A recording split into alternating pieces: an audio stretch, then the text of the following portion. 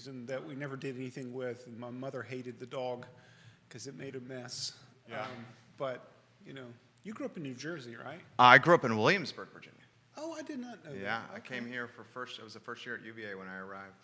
And I've stayed. I got 2 German Shepherds, a wife and a 3-year-old. Okay. You have 2 kids or 1 kid? 3 kids. 3 kids. Yeah, 3 kids. They're young adults now, so. 3 kids. All right. Well, J-Dubs is going to get the mics on, and we're going to have some fun. Excellent. Got your mic in a good spot. I think so. One-shot camera. That's good here. Get this lined up. I can get this off for you. Yes, sir. Brian Pinkston. Thanks for having me. Our pleasure. J-Dubs, we're ready when you are.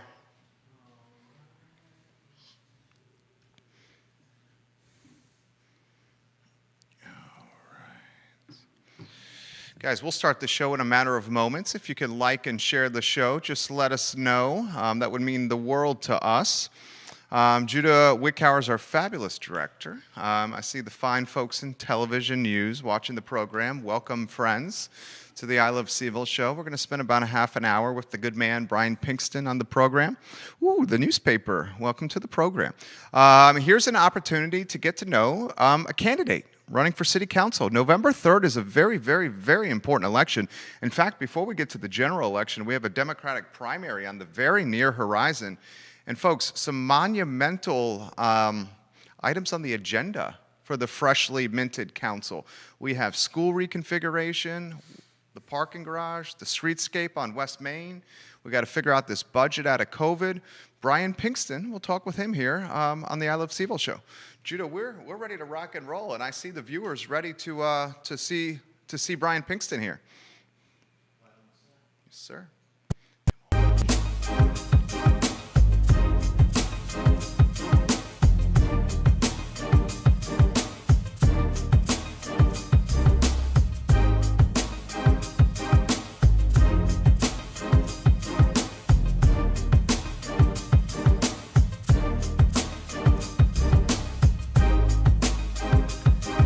Good Wednesday afternoon, guys. My name is Jerry Miller, and welcome to the I Love CVille show. It's great to be with you. We're live in Charlottesville, the Commonwealth, the country, and the world on the I Love CVille network, and we're presented by Ting Fiber Internet. Crazy fast internet, Ting Fiber Internet, the best deal possible through I Love CVille at ilovecville.ting.com. A $288 savings, guys. This is going to be a good show. It's an important show. What we've been trying to do in 2021 is to introduce you to the candidates that are running for positions that matter. And from our standpoint at the I Love CVille Network, local government has the most impact on our lives. City Council and Albemarle County Board of Supervisors in particular. We're going to talk Charlottesville for the next half hour or so. There are 2 spots that are up for grabs on council. November 3rd, the general election. And those are the seats for Mayor Nakia Walker and Councilor Heather Hill. Councilor Hill has already identified and let us all know that she will not run for re-election.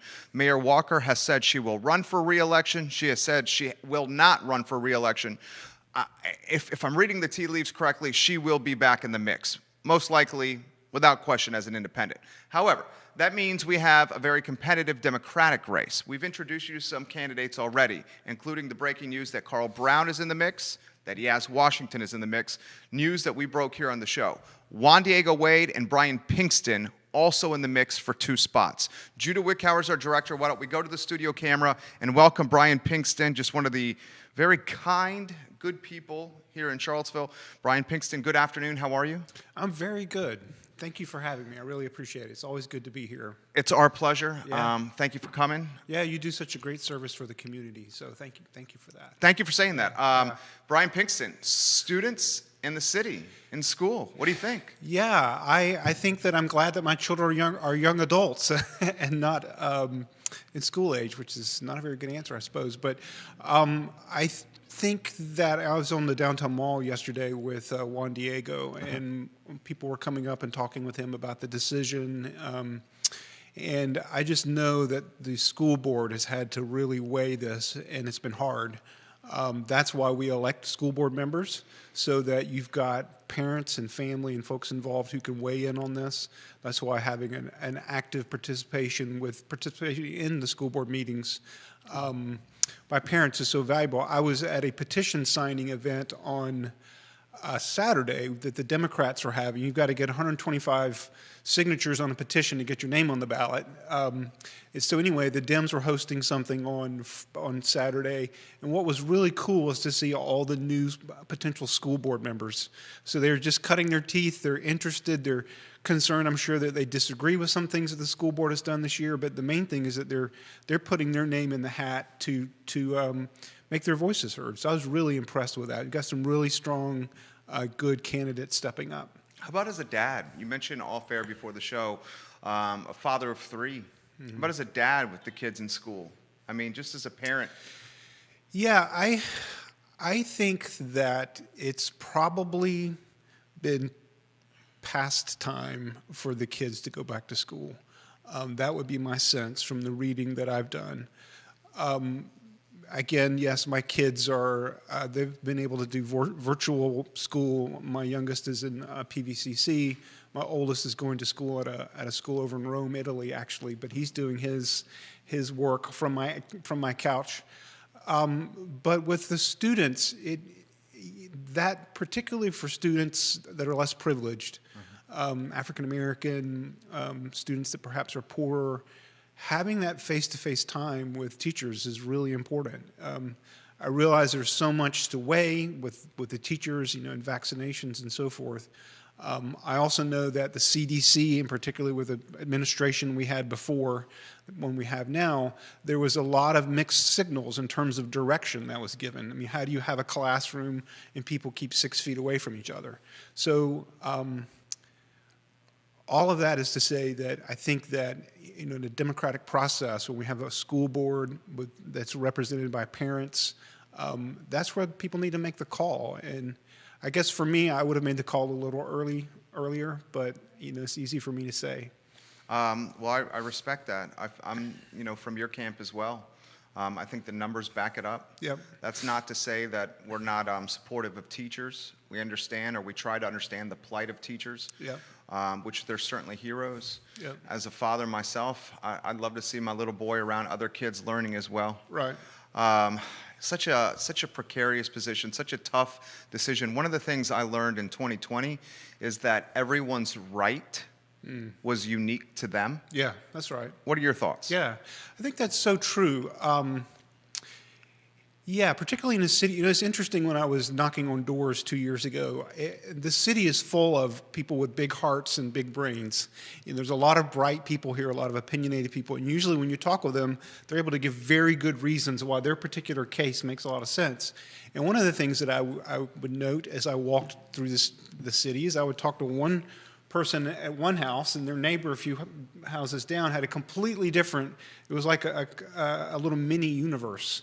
And the only way and this really puts elected officials in a hard place, people themselves need to talk and try to come to some level of agreement. So I think the school board members, city council members, elected officials in general are often asked to solve problems that really individual citizens need to try to resolve. But I think that you're right. And so trying to figure out, good compromises, trying to think in terms of what respect means for other people, trying to empathy, those sorts of things, the things you're supposed to be taught in kindergarten.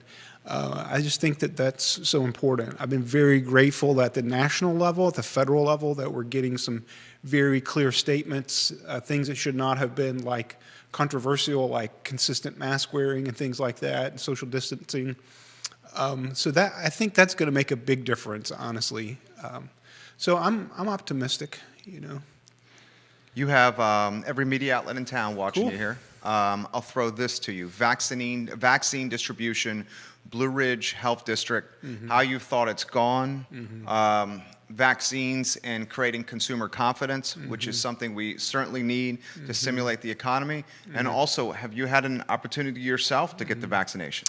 I have. And Oh, you did? Congratulations. Yeah, and I'll tell you the reason why. It's interesting. In the previous world, you'd be like, well, people are sort of skittish about vaccines. And now everyone's like, yeah, I want to get the vaccine. I was able to do it because I work in facilities management at the university, and I have from time to time projects over in the health system. So that's the reason I was able to do it. Your better half as well? No, Okay, so you solo? just me. Did you did you get the 2-shot one? I did. It Yes, was are you the- 1 or 2 in? I'm 2 in. Congratulations. Yeah, I know. So that it's one of these things where it's like you almost don't want to admit it because you got in front of so many other people. But I figured it was an opportunity.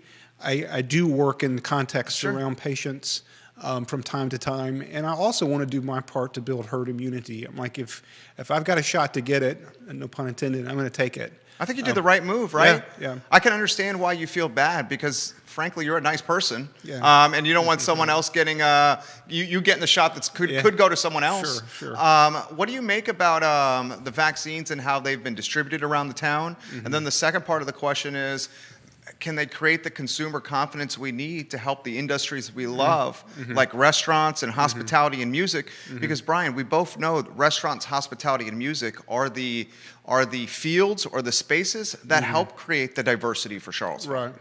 Yeah, and it's interesting too when you think about, if you step back a second and talk about equity, let's just talk about equity. And so-called essential workers, most of those essential workers were folks who were sort of at the bottom rungs, folks that are in a more precarious situation like waiters and waitresses and so forth. And so folks from that sort of block being unable to, right off the bat, losing their jobs and then being sort of the last to come back on. I think that, yeah, I do feel like as we move forward, we're going to have a better, more consistent distribution of the vaccine and that the economy will pick back up. But I guess the point that I want to make is there are a lot of things that have just been unfair the last year. I've been able to work from home if I wanted to. I've chosen to go into the office, but I didn't have to. Many people weren't able to do that, and so they lost their jobs or they lost income. And so I think what this does is it just reinforces, it brings back to the fore the fact that not only our city but our country has these massive inequalities built into it. Going back to the schools, my daughter was fortunate enough to be asked to be a pod manager, so to speak, a tutor for like 5 children. And she really enjoyed it. It's been a great experience for her and for these children. But, again, these children had an opportunity that perhaps others did not. They had resources. Yeah, and so, right. So they're paying my daughter $20 an hour. So I think what this does is I think every situation should, like after the events of August 2017, we need to take stock, right? And we took stock then, and I think people are taking stock now about the last year and how it's impacted people, particularly those that are less privileged. My fear is with COVID, all the work that we've all tried to do as a community with, say, closing the wealth gap or bridging some social justice inequalities, COVID has further created the divide. You mentioned schools. Yeah. Let's take Charlottesville. Right. The Covenant School and St. Anne's Belfield, it's school as normal, with students learning with their peers in a classroom ahead of 2019 or 2019 from an academic standpoint. Right. A lot of the public schools, it's the complete opposite. Right. And I guess our fear is the work we have of bridging and closing the gap, we're going to have to double down and do even more. Right. What are your thoughts on that? I think you're exactly right. I think I completely agree. That's why I think in the next budgets that come up post-COVID, we really need to look carefully at the things that we're prioritizing. I am a project manager. I love infrastructure. I love streets. I love pipes and conduits under the road. I love all those things. I love parking garages. Those things. But I think we're going to need to. I was looking at the budget last night, the latest budget, and the revenue shortfalls that are being projected, and people come first, students come first. And so I've also been looking at the Seaville Plans Together website, the affordable housing plan that was just endorsed by City Council. So I guess my point is that for me, I'm going to prioritize things like the affordable housing plan, which has many components. It's not just writing a check for $10 million every year, but it's various pieces of it. I'm going to prioritize things like the school reconfiguration. programs with the school. And then the other pieces, we'll just have to see how that works out. So I think, too, leveraging the nonprofit sector in this community is really important. I was fortunate enough to speak with Ravi Rasputo with United Way the other day, and the work that they're doing, knitting all of these disparate groups and efforts together with the city to create to improve the social safety net. Unfortunately, the United States, we don't have a great social safety net. We've opted to go the more hyper-individualistic route. And so when a situation like this happens, we see the limitations of that. But, fortunately, people like the United Way and groups like that are, they're doing really good work, working in between those gaps. And so I think that, for instance, the ABRT, the agency board that's supposed to coordinate these efforts, I think, being proactive and thoughtful and working with those groups is really going to be important. Brian Pinkston, guys, our guest on the I Love Seville show. Some of your donors watching the program. I see Trip Stewart watching the program here. Vanessa Parkhill watching the program as well. Neil Williamson from Free Enterprise Forum watching the program. Brian Pinkston for another 15 or 20 minutes here on the show. So you led me into a lot of the topics I wanted to ask you. If we have a limited budget, which we know we do, and we have a limited budget because of the impact COVID has had on the economy, we're not going to be able to do all the stuff we've been trying to do. I learned from Kathy Galvin that the West Main Streetscape project has been in the quote-unquote hopper since 1988. Yeah, I believe it. So it's been in the hopper for, you're better at math than this. Is that 40-some years right there? Yeah, that's right. So walk with me of school reconfiguration, because this is not easy. And I don't want to be in your shoes. I have empathy. It's like the school board decisions, right? I mean, we just were talking about. Yeah. It's not easy. It's not easy. Right. I mean, you're choosing between what's the less bad alternative. Exactly. And that's why you're not paid the big bucks, I guess. You should be paid the big bucks, because the decisions you're making are so hard, and unfortunately are going to upset probably a large chunk of the population. No matter what you do, and that's one of the things I learned when I was knocking on doors, 3,700 doors last time. It's just the fact that. And that's just human nature. It's human nature that you see the world kind of through your own prism and lens, and it's really hard to put that together with other people's lived experiences. That's why I really appreciated what Mr. Brown had to say on your show the other day about how we all have different narratives that we bring to this mix, and I think that that's really important for people to keep in mind. But yeah, I understand Kathy's point, and we have not yet had a conversation about this. I think the world of Kathy. I admire her a lot. I would say the schools have been in the hopper for a long time. 2 years ago, when I was doing my research, like $500 million had been invested in school infrastructure in the surrounding communities, like the whatever radius you want to draw.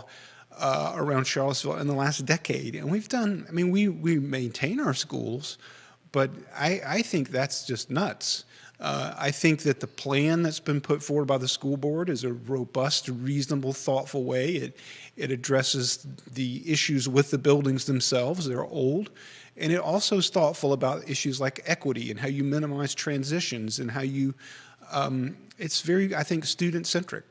Are we fearful or concerned? I guess fearful is not the right word. Are we concerned that the money from UVA or the Commonwealth for the West Main Streetscape project, that we're going to lose that opportunity? I learned from former counselor Kathy Galvin that if we don't pick up the $18 million from the Commonwealth, it's a $52 million project, West Main Streetscape roughly. Virginia Commonwealth is agreeing to contribute $18 million. If we don't get that $18 million, it would go to Orange County for a roundabout. And I didn't know that. She taught me that. Yeah, and I'm sure County, that's true. If Kathy told you that, she would know. True. Yeah. So Orange County is like chomping at the bit and hoping that the city of Charlottesville does not take this $18 million bucks. Yeah, sure. What do you think about this?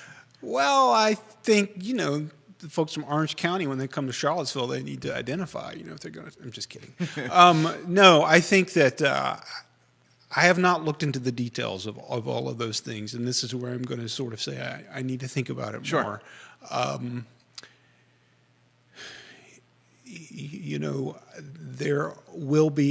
There will always be these hard choices about opportunity cost. If we don't do this, then someone else will take advantage of it. Or there's always going to be those sorts of second order effects.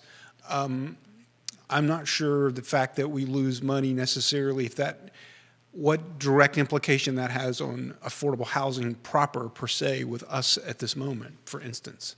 But, I'll have to think about that more. It's a really good point that if other people have stepped up and said, okay, we're going to give you this amount of money, we're matching funds, you are in essence losing money. And I think that's a really good point, and framing it in those terms makes it more convincing to me that we should do it. Right. But it's a little like the parking garage. For me, I'm not sure. I was talking to a local business owner that you would know the other day, and he was saying that he's not so sure we need all this extra parking downtown. But the thing to me that's important is meeting our commitment to Albemarle County. Oh, okay. Yeah, so now there are other ways we can do that. Perhaps I'm sure there are other ways we can manage that. I don't know enough about that particular project to know all the pros and cons, but it is important to me that we meet our commitments. I think that if one council makes a decision, people from the outside need to know that we're true to our word. I think it's also good for institutional memory, institutional inspiration, and to show the staff in City Hall that if one council's working on something, we'll see it through to the finish line. That's right. From a morale standpoint. That's exactly right. Parking garage. Anything you want to offer there? Because I know this is going to be a topic throughout your campaign. Yeah, I will say that is a topic I need to do more thoughtful research on. Okay. I'm interested, what is the sort of consensus of the downtown establishment? I mean, they feel like we need it, I guess? So I can offer some perspective on this from the ties to the DBAC and business owner downtown. So Councilor Snook was in your seat about a couple weeks ago, and I consider what he says quite a bit, and he made the comment that until we see what happens with COVID from a downtown demand standpoint, that we can't build that garage because we have limited funds. The alternative path to this is there's a backup option for the county, and it's either 90 or 100 spots in the Market Street garage, and it's given some money back for that land where the Guadalajara and the Lucky 7 are. This is something I want to throw to you, though. If we don't commit to potentially building the parking downtown, and we go down the road of potentially this outdoor refreshment area that I want to ask you about, I think we have potentially a logjam of parking then. And then the second part is there still is this perception in town for some reason that parking downtown is difficult. And many of the merchants say their businesses are being impacted because of a lack of parking downtown. So you have a perception issue, and then you have this opportunity down the road where I think if you get on council, you guys are going to approve the downtown mall being an outdoor refreshment area. Which totally changes the... It changes the game. So if you green light an outdoor refreshment area, and I truly think you have a very good chance of being on this council. And if you guys green light this outdoor refreshment area because Richmond and the governor just allowed it. I saw that. And the DBAC is chomping at the bit for this. Then we have a parking conundrum. Well, do we? I mean, I haven't read the studies. I'm assuming that there are parking studies that exist. Again, I was just talking to a guy that I respect a lot that you would know, local businessman, who is saying, when he's looking for parking, and this is all anecdotal, but when he's looking for parking spots, he's normally able to find one. If you invest money in a fixed structure like that, is that the best use versus some other initiative like, if we want to be a city that's progressive in terms of, cars are not a good thing, right? That's the argument there. Cars are not a good thing, and I get the fact that we all want to park, and that's the American dream, right? I have five adults in my house. We have 3 cars. In a perfect world, I suppose we'd have 5 cars. But I'd rather have a moped, and so you do. I do. Yeah, it needs a little maintenance right now, but anyway, I do, and so this is not much of an answer, but I'm trying to give you sort of the lens through which I would approach this problem, right? I think that if we want to be a green city, if we want to do more to help with transportation, I think we really need to think hard about other options. Maybe I think Lloyd suggested this a couple years ago. Having The ride share, park and share, something like that. Yeah. Changing people's behavior. It's like they teach you in MBA school. I've not been to business school, but I read a book recently that's sort of this focusing on pain points. Right? If you can find the pain points for people when it comes to parking, what's difficult, and you give them a different solution that they find just as easy. It's like, and this is probably a terrible example, but it's like, going from the mindset of depositing a check to having to go, to the bank, then to the ATM, and now you can do it on your phone, right? Thinking in those terms, if there are ways in which we can change the approach around parking downtown. I respect that. I have some concerns about investing in one more big thing downtown that's going to take up land, that's going to cost money, and I'm just not sure it's the best decision all the way around. Now, the business community may, drop me like a hot potato after that comment. I hope not. But commerce is very important to me, and I just want to make sure we're not setting up these contradictions that are not really there. And you're saying that the contradiction is Charlottesville's committed to being a green city that cares about the environment, but at the same time is spending $15 million when it doesn't have the money because of a COVID deficit to house cars. That you say that's a contradiction. Well, no, that's part of the contradiction. But the other contradiction is I don't want people downtown, the business. One of the things that's really important to me is re-energizing. This has been mentioned, a downtown reinvestment plan. I was going to ask you about that. Yeah, I'm fully behind that. I think that this narrative that often gets pulled up, particularly with the activists, at city council meetings, about how anytime the downtown business folks ask for money, it's like these greedy capitalists or something. That's silly. Yeah. People in the downtown. Thank you for saying that. Yeah, the people in the downtown mall they not only pump in tax dollars. There's more than that. They bring people to the city. I was just here on Sunday with Juan getting petitions signed, and these, maybe 1 out of 5 couples we talked to were from Charlottesville. The rest were visiting, and they like it. They think it's beautiful, and so and one person asked, "Where's the public bathroom?" Well, I just heard about that a few weeks ago, the DBAC meeting, and I'd want that Downtown Business Owners Association. Yeah. About the fact that there's no public bathroom. Well, that's nuts, Right. And so I think doing the simple things like that, don't get me wrong, it would cost a lot of money to put a bathroom, but compared to the total of what's needed, and lighting, and so seeing, I don't know, I just hear a lot of drama, for lack of a better word, between the downtown business community and the people in City Hall. There's clearly not a close coordination there, and there should be. That, to me, seems like really low-hanging fruit. It's just win-win. And so I don't understand. There's some of the past history with that. I respect that so much. Can we cut that into a highlight reel, please? People need to hear that we can play throughout the week. I respect that so much. So what are your ideas for stimulating arguably the most important 8 blocks in Charlottesville? And whenever I say that on the show, people say, what about UVA? UVA is in Albemarle County.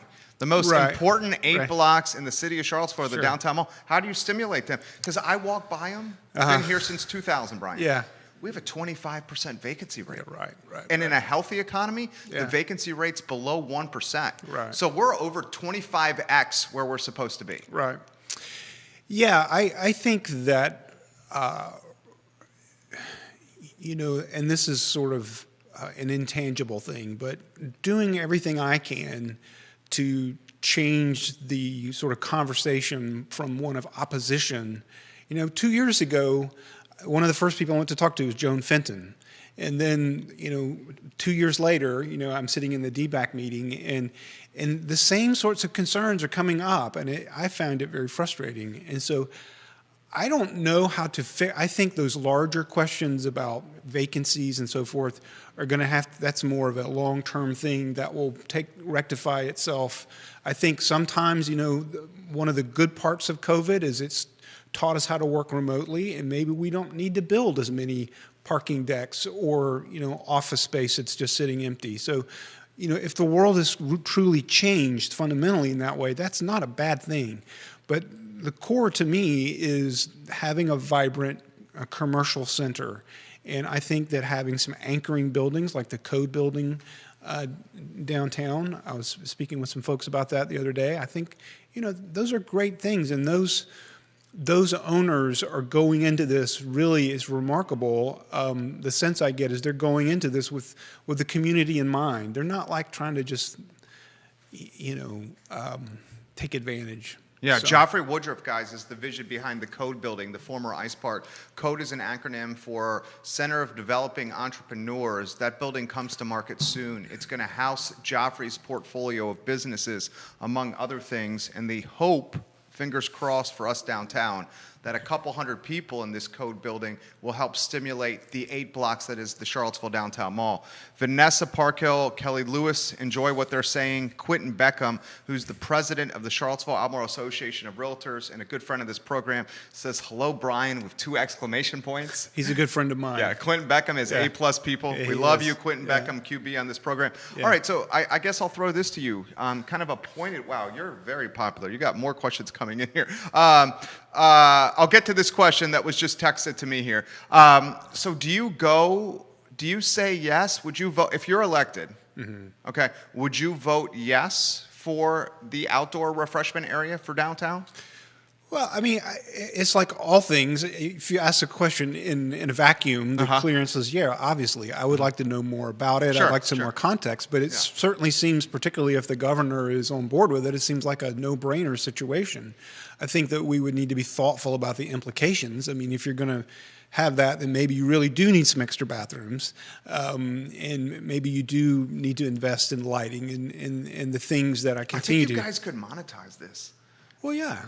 Yeah. You know, you have a I point of think it's- contact in the mall. Yeah. Sell $15, a $5 bracelet, $5 cup. Yeah. The money goes to the city, There you and then go. you're driving all the business to the restaurants, and then the Yeah. city gets the back end money from the food and Yeah. beverage taxes. Yeah.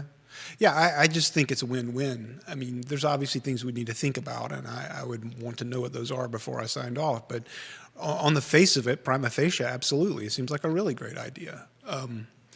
But for me, I think all those things are important. I just hope with downtown business and with commerce that we can get past some of these, I don't know, misunderstandings, we'll call them, where the downtown business community is often demonized, I think, or seen as the enemy. I feel like we are. I don't know if it's, I've got my undergraduates in engineering, but my graduate degrees are in the humanities. And I don't know if it's some sort of leftover thing from the university community that's this kind of anti-commerce or. When did I don't know. the businessman, and this is me speaking for myself. Right. When did the businessman that's committed, or the businesswoman that's committed to running a business in the black for profit Right. to hire people and to Right. give them raises Right. and then also give tax revenue to the city, Right. when did that person become the enemy? It makes no sense. I was talking to someone the other night on the phone. I can't remember her name, but anyway, she's a local owns a local construction company. And you could just hear, this is changing the topic slightly, but you could just hear the sort of despair in her voice talking about getting building permits. And it's a little different, but it's still similar. You've got entrepreneurs who are trying to, I've not met an entrepreneur in the city or a business person that I thought was out to gouge anybody. People love the city like you, and so where was I going with that? I don't understand. I don't understand why I continue to hear these sort of frictions between the city government and commerce. And I understand with developers, we need to be thoughtful about what we just can't do any and everything. But simple things like getting building permits, that just should. If there's not enough staff, we need to hire enough staff. We aspire to be a world-class city. We need the staff I'm in this world every day at UVA, to review project plans, to get them permitted, making that efficient. I was talking with someone, again, another person, who was like, I would just change just about everything around the building if it meant I didn't have to engage with city council or with, that makes no sense. And I'm sure that there are some good reasons within the city historically.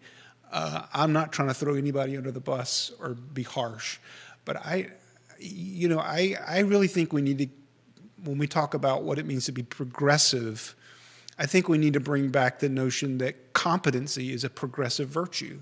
There's nothing, Progressiveness has been associated with activism Yeah. and destruction, Right. as opposed to building and leading. Right. I mean, if you look at Joe Biden, for instance, I mean, he's not everyone's idea of a progressive, but I mean, he's going to make a lot of progress. The stimulus plan that he just got through. Kamala Harris.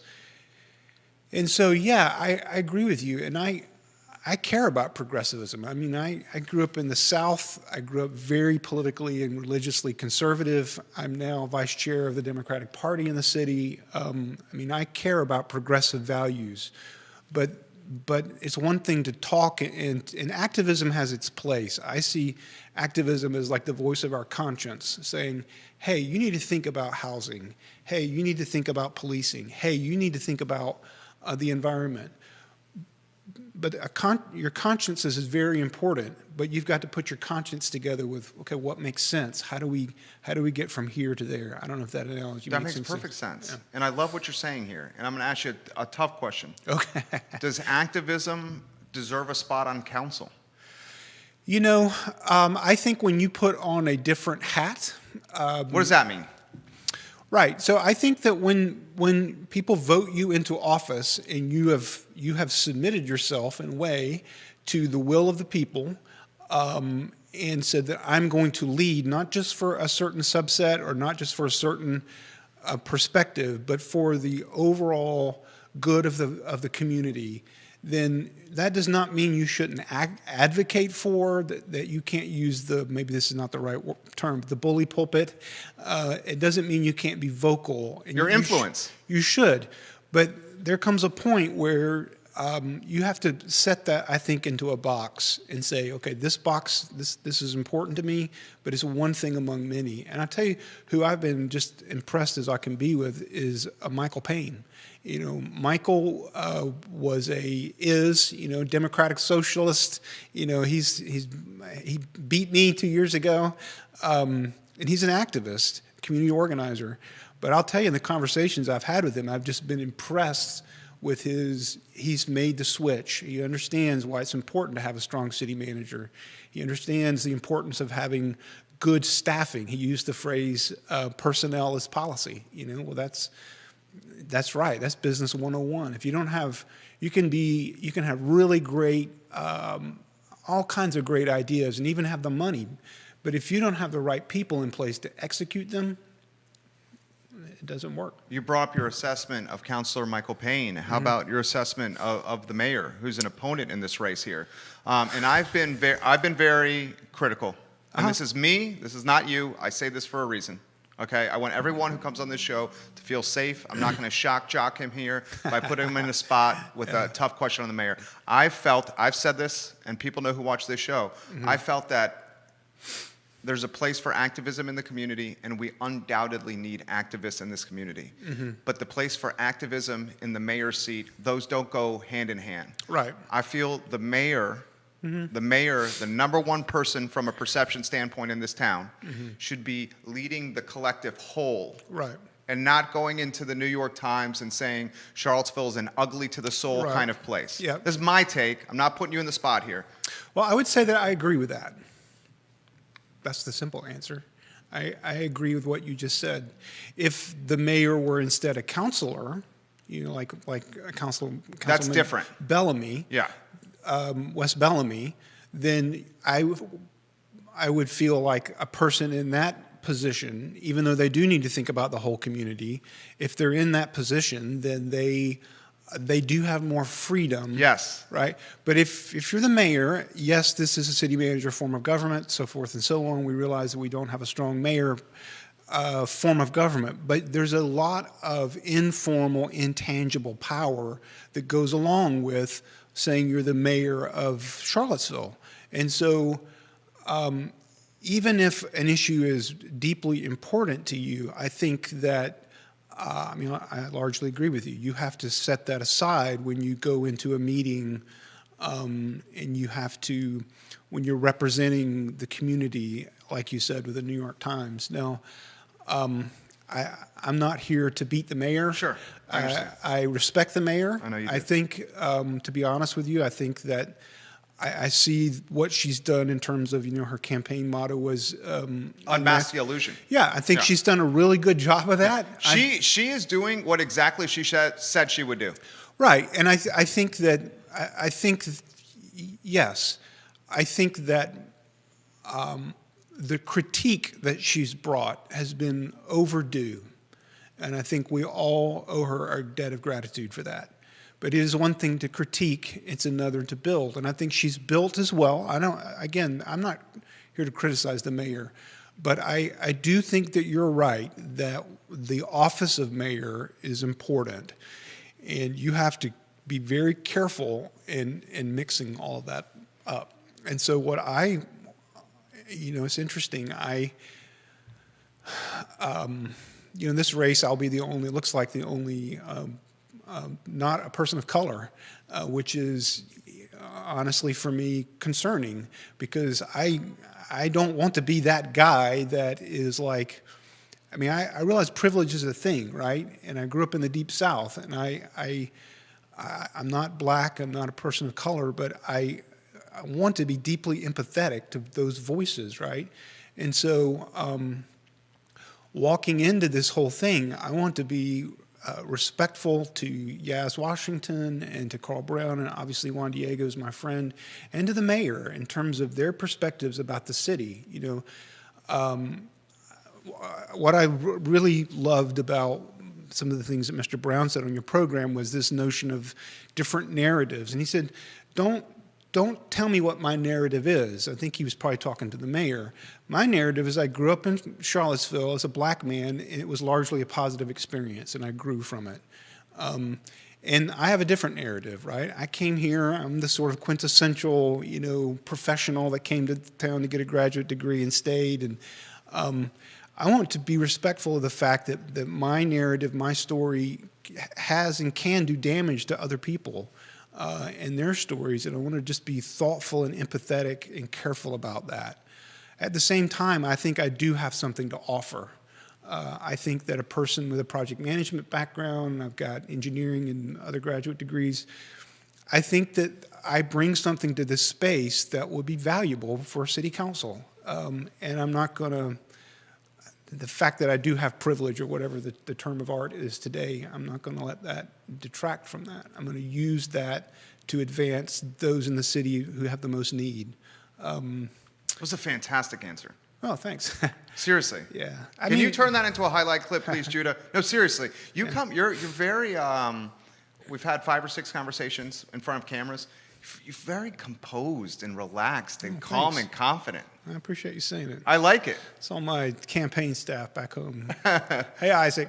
Isaac does a good job. He sent us a press release with some endorsements and a headshot for the show. Isaac, excellent work. I want to tell you, I've got a new campaign manager that Isaac put me on to, Gia Abernathy. Okay. She's a 4th year at UVA. Nice. Another one of these just brilliant people that UVA produces. She's helping us. You probably know Alex Bryant. Yeah. Yeah, he's helping us. Yeah. Tom Vandiver, I'm sure you know Tom. I do. He's helping us. Jonathan Stevens. So I've just got this crackerjack team I've walked into who people are helping me. So if I lose this time, it'll be on me. Yeah, I have so many questions I got to throw to you. I'm mindful of your time. There's a lot of questions from viewers. Okay, go for it. Mark McKinney, who's on the show tomorrow, wants your take on the revenue sharing agreement. He says, is it time for the city of Charlottesville and Albemarle to address an agreement that's in place for 40 years? And Mark says roughly $266 million has been given to the city from Albemarle County since 2001. So I assume he lives in the county. He does. Right. He's a huge evangelist and champion of Albemarle County, in particular Crozet. He watches the show routinely. He's coming on tomorrow. Very smart guy. Yeah, I'm sure he is. I don't know all of the background for the revenue sharing agreement. I read about it a couple years ago. I have a general sense of it. I will say this. I feel like that Albemarle, Greene, any county around here gets more than it invests from Charlottesville. I mean, we've got the university here. Yes, it's on. Albemarle County land. Some of it's on Charlottesville land, to be honest. I've seen the records. But to me, those sorts of things, the specifics, yeah, it's probably worth every 10 years revisiting an agreement that came up with, I don't know, he says 40 years ago. Nope, that's fine. But the notion that Albemarle County doesn't get something from the city is, I think, just false. I mean, we're in this together. Now, I'm not saying that, yeah, I know Albemarle County has its needs. I believe in regionalism, you know. So I don't have a problem with the question. I think that it's a fair point to always ask. But I just want to bring up this notion of the common good. I think if there's a way to find a compromise there that goes from this, it's kind of like, in a marriage, once you start having his and her towels or whatever, once you start dividing everything down the middle like that, then you've lost trust. And so I would like to have a conversation with this gentleman and say, what is it that specifically concerns you? Can we restructure this in thoughtful ways?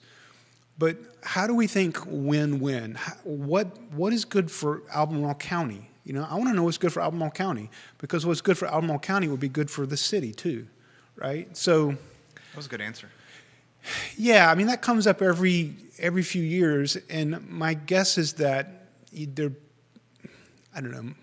there was a good reason for it when it was first introduced. My guess is that the basic underlying logic has probably not changed much. It's probably still a good deal for both sides if you look at it that way. So, Alexandra Phillips has a comment. She lives in the city of Charlottesville in Johnson Village.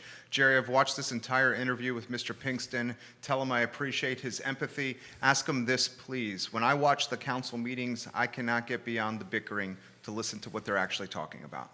How will he solve this? Because this is an important issue. If all we see is arguing, how are we going to move forward as a city? Yeah, it's a really good point. And I think I do believe it's more of a perception than a reality. I think that behind the scenes, people, they don't loathe each other. Yeah. One thing that I think is really important for people to remember, I had someone ask me about this with the school board recently, like, why didn't they have a plan together before they came to us? Instead, it was all of this discussion, in front. Well, the reason is very simple: is open meeting laws. That's right. You can't work a bunch of stuff out behind closed doors unless there's very specific things like personnel, hiring and firing, that kind of thing. Technically, two counselors. No, you help me with this. Two counselors can get together on one-on-one meeting, but if three counselors get together, it is literally a council meeting, and they have to do a public notice, right? That's correct. Yeah. I learned that when I was working over on the board at Region 10. And that goes back to the mayor. That's why the mayor's role is so important. Or whoever the chair of the board is, which is really what the mayor is, that person has to be like a liaison. They need to be going around and trying to understand where each person is on a topic, right? Trying to figure out where each person is, and then what it looks like to move that debate forward. And so that's why that's why that role is so important. So, yeah, I mean, I do think sometimes just different personalities in a room will make a difference.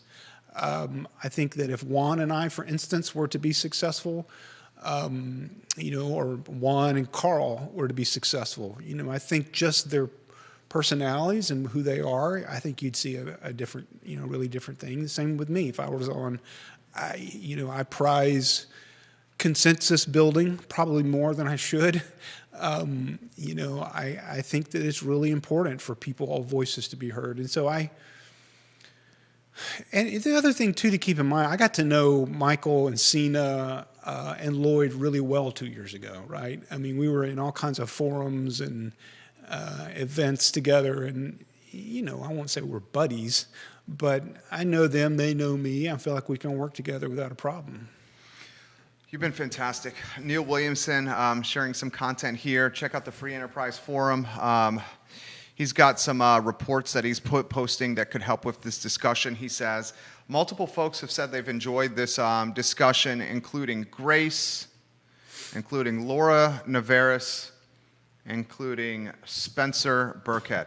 I guess we'll close with this. Give them the why should you vote for Brian Pinkston answer here. Hey, you've been fantastic today. Oh, thank you. I appreciate you having me. You do a really good job of bringing out the best in your interviewees.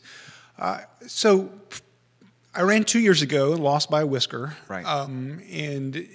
But one of the things I learned through that process was how much I love the city and how much I love civic engagement. So I think the way I recommend myself to people, and my pitch is this: I'm a project manager. I've been doing project management work for over 30 years.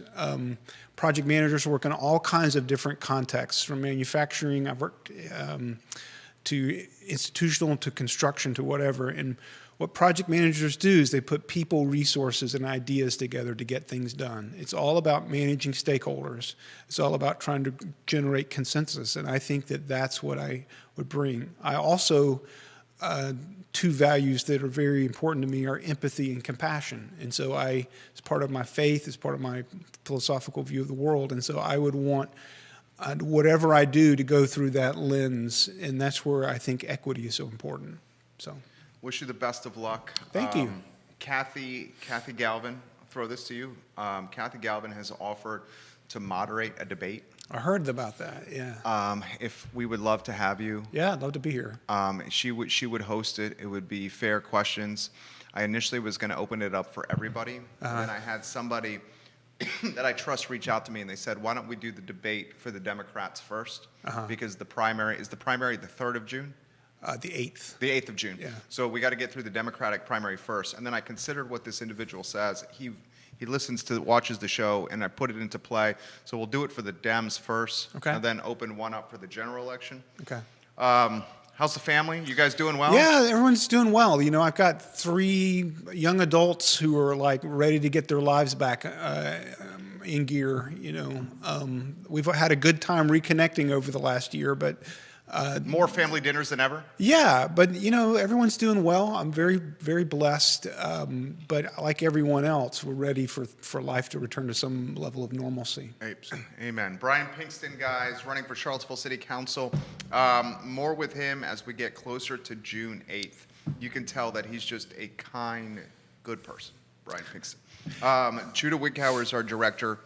Thanks, Judah, without you, we wouldn't do this. My name is Jerry Miller. It's the I Love CVille show on a Monday. We will see you tomorrow at 10:15 with Real Talk. Thank you for joining us. Thanks for having me. Yeah, thanks for having me, man. Appreciate it.